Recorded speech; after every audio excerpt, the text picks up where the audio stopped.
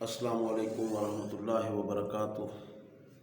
کی محمد سے وفاتوں نے تو ہم تیرے ہیں، یہ جہاں چیز ہے کیا لوح و قلم تیرے ہیں۔ بہتر ہے کہ ان شعروں کو سکھا دے رم آہو، باقی نہ رہے شعر کی شیری کا فسانہ۔ کرتے ہیں غلاموں کو غلامی پہ رضامند، اور تعویل مسائل کو بناتے ہیں بہانہ۔ پیارے آقا کریم کے غلاموں، آج بیت المقدس قبلہ اول پر جو بیت رہی ہے، آپ بھی جانتے ہیں، ہم بھی جانتے ہیں۔ اللہ رب العزت نے قرآن کریم کے اندر ارشاد فرمایا وَقَانَ حَقًّا عَلَيْنَا نَصْرُ الْمُؤْمِنِينَ۔ اللہ رب العزت نے ارشاد فرمایا کہ مجھ پر لازم ہے کہ میں مومنین کی مدد کروں، حالانکہ وہ بے نیاز ذات ہے، وہ متکبر ذات ہے، اس پر کوئی چیز لازم کی نہیں جا سکتی، مگر اللہ رب العزت خود فرما رہا ہے کہ وَقَانَ حَقًّا عَلَيْنَا نَصْرُ الْمُؤْمِنِينَ، میرا حق بنتا ہے کہ جنہوں نے کلمہ پڑھا ہے، جنہوں نے آقا کریم کا کلمہ پڑھا ہے، مجھ پر لازم ہے کہ میں ان کی مدد کروں۔ تو پیارے آقا کریم کے غلاموں، ہم گانے شیئر کرتے ہیں، فلمیں شیئر کرتے ہیں، ڈرامے شیئر کرتے ہیں، اور ہم یہ نہیں سوچتے کہ یار ہم نے شیئر کیا ہے تو اگر ہم کل مر گئے تو اس کا جو گناہ ہے وہ ہمیں کب تک ملتا رہے گا۔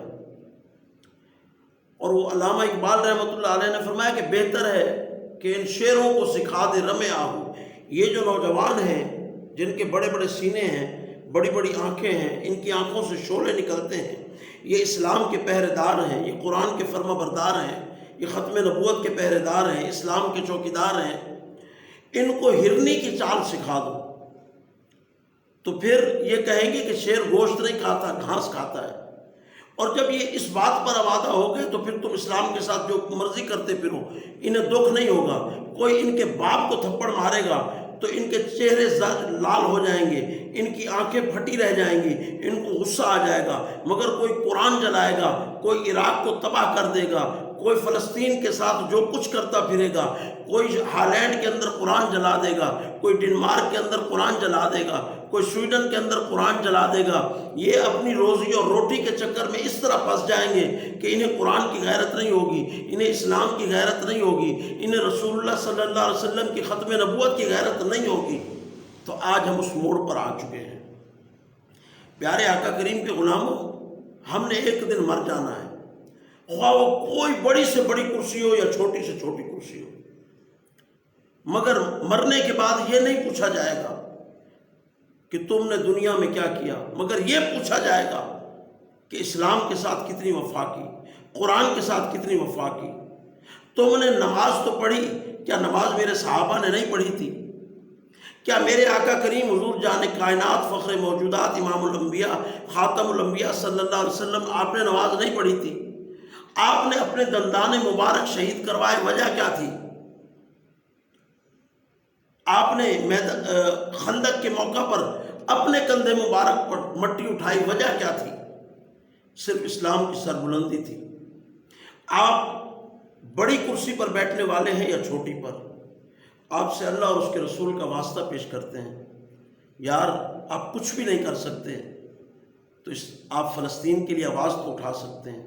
وہ بیت المقدس، وہاں ہماری مائیں بہنیں بیٹیاں، حضور نے فرمایا ایک مومن برطانیہ میں رہتا ہو، دوسرا پاکستان میں، اسے وہاں کانٹا چبھے اور تمہیں یہاں درد نہ ہو تو پھر تم ایمان والے نہیں ہو۔ تو پیارے آقا کریم کے غلاموں، ہمیں اتنی بے حسی سے کام نہیں لینا چاہیے۔ ہم آقا کریم کے غلام ہیں، ہم نے قبر میں آقا کریم کی زیارت کرنی ہے، ہم قرآن کے فرما بردار ہیں، اسلام کے چوکیدار ہیں، ختم نبوت کے پہرے دار ہیں، تو ہم نے دین اسلام کو غالب کرنا ہے، خصوصاً نوجوان۔ آپ اور کچھ نہیں کر سکتے تو آواز تو اٹھا سکتے ہیں۔ اکاؤنٹ بند ہو جائے گا تو کیا ہوا؟ یہ آنکھیں بھی تو ایک دن بند ہونی ہیں، قبر میں بھی تو جواب دینا ہے۔ تو پیارے آقا کریم کے غلاموں، فلسطین کے مظلوم مسلمانوں کے لیے آواز اٹھاؤ، جتنا ہو سکے آواز اٹھاؤ۔ اللہ ہمیں آقا کریم کی لامحدود محبت، غیر مشروط وفاداری نصیب فرمائے۔ السلام علیکم ورحمۃ اللہ وبرکاتہ۔